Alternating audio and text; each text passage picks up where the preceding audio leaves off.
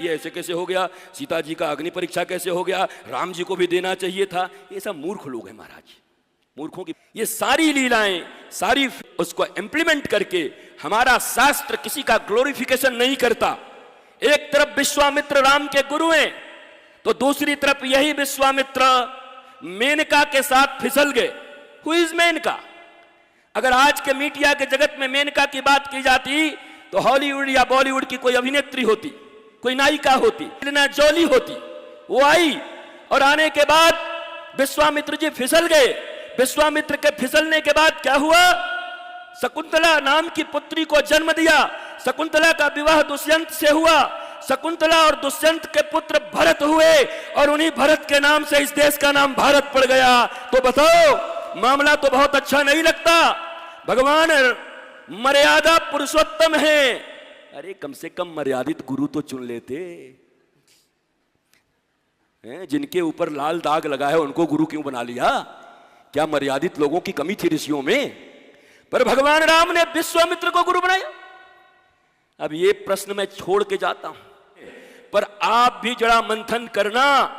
कृष्णा अवतार में अगर मर्यादाओं का कुछ उल्लंघन होता तो समझ में आता कि ठाकुर जी सत्य की प्रतिष्ठा के लिए, धर्म की प्रतिष्ठा के लिए दैनिक जीवन में सैकड़ों झूठ बोलने को भी तैयार हैं। अश्वत्थामा हतो नरो वा कुंजरो वा, जा बोल दे।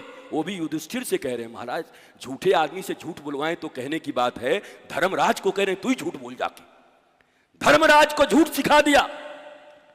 परंतु धर्म की स्थापना प्रमुख है श्री कृष्ण के लिए। इसलिए घर में छोटे मोटे झगड़े जो करते हो ना, ये सच है ये झूठ है। सच झूठ यही है जिस चीज से घर में आनंद, प्रेम और शांति की स्थापना हो वही सत्य है। जिससे झगड़े हो और घर बिखर जाए वही असत्य है। यही सत्य और असत्य की परिभाषा है। सच झूठ बोल बोल के अपना जीवन बर्बाद मत करो। महाराज दिव्याति दिव्य भाव से विश्वामित्र जी को भगवान ने गुरु बना लिया, मर्यादा पुरुषोत्तम होते हुए। माता सीता का अपहरण हो रहा है क्योंकि राम सामने खड़े हैं। भगवान है फिर भी धन चाहिए, तो अब रावण तुम्हारा इंतजार कर रहा है। उसके बाद भगवान ने क्या किया? लक्ष्मण जी जीवाचार्य हैं, जीव के आचार्य सदगुरु हैं।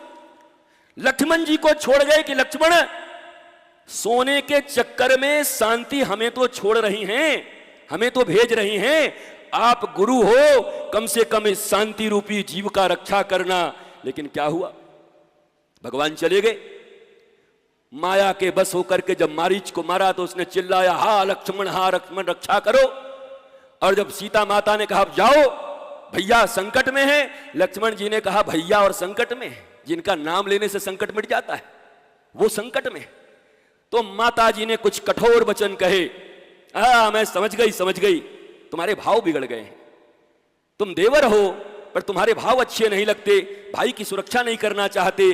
माता जी ने कठोर वचन बोला और लक्ष्मण रूपी जीवाचार्य, उनको कहते हैं जीव के आचार्य हैं लक्ष्मण जी। शेष चले जाते हैं, लेकिन जाते जाते एक लक्ष्मण रेखा खींच जाते हैं कि ठीक है मेरा तो अपमान हो गया, मुझे तो भला बुरा कहा जा रहा है, शांति के द्वारा जीवन के शांति का अपहरण होना अब तय है। क्योंकि पहले भगवान त्यागा सोने के लिए और अब गुरु का त्याग कर रहे हैं, क्या कह के कि तुम्हारी नीयत खराब है, दक्षिणा लेने के पीछे पड़ गए हो तुम। अब गुरुदेव को भी भगा दिया। गुरुदेव ने जाते जाते कृपा की लक्ष्मण रेखा सत्संग की खींच दी। ठीक है मैं तो जाता हूं, पर इतना करना कि ये शास्त्र की जो वाणी है, ये भगवान की जो वाणी है, ये ऋषियों की जो वाणी है, ये गुरु की जो वाणी है, इस वाणी के लक्ष्मण रेखा का उल्लंघन मत करना, तो तुम्हारी सुरक्षा खतरे में नहीं पड़ेगी। परंतु वह जीव जो शांति को धारण किए हुए था, पहले परमात्मा का परित्याग धन के लिए करता है, फिर गुरु का त्याग करता है, उनको उल्टे पुल्टे शब्द कहता है। और जब गुरु शास्त्र और संत की वाणी और प्रभु की वाणी देकर जाते हैं तो उसका भी लौकिक धर्म के नाम पर कि मैं छत्राणी हूं, मेरे द्वार पर कोई आया है तो जहां से भिक्षा मांगेगा मैं वहां जाकर भिक्षा दूंगी। यद्यपि बापू लोक धर्म का पालन परम धर्म के आगे 100 बार त्यागने के लिए भगवान ने कहा है।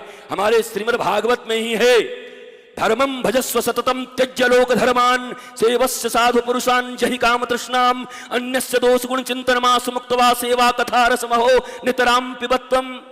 भगवान कह रहे हैं सर्वधर्मान परित्यज्यम मामेकम शरणं व्रज अहम त्वा सर्व पापेभ्यो मोक्षयिष्यामि मा शुच।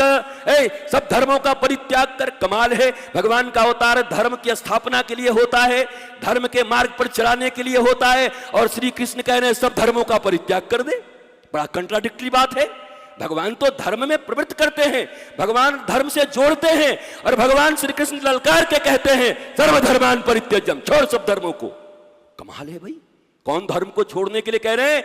इसलिए कह रहे हैं कि वाल्मीकि रामायण में लिखा है रामो विग्रहवान धर्म, जब तक मैं अवतार के रूप में साक्षात ईश्वर इस पृथ्वी पर हूं तो मैं ही चलता फिरता धर्म हूं, मेरी शरण में आ जा, तुम्हारे द्वारा समस्त धर्मों का पालन हो जाएगा। इधर उधर के किताबों में फंसने का काम मत करना।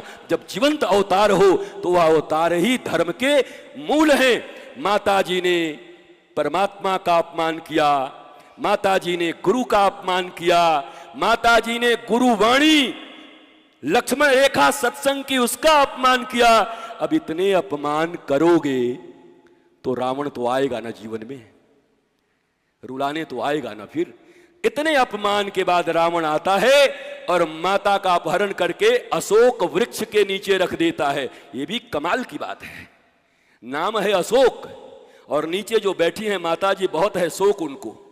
अर्थात परमात्मा गुरु और गुरुवाणी से दूर अगर अपने आप को किसी ने कर लिया तो दुनिया में अशोक का वृक्ष भी उसके शोक का हरण नहीं कर सकता।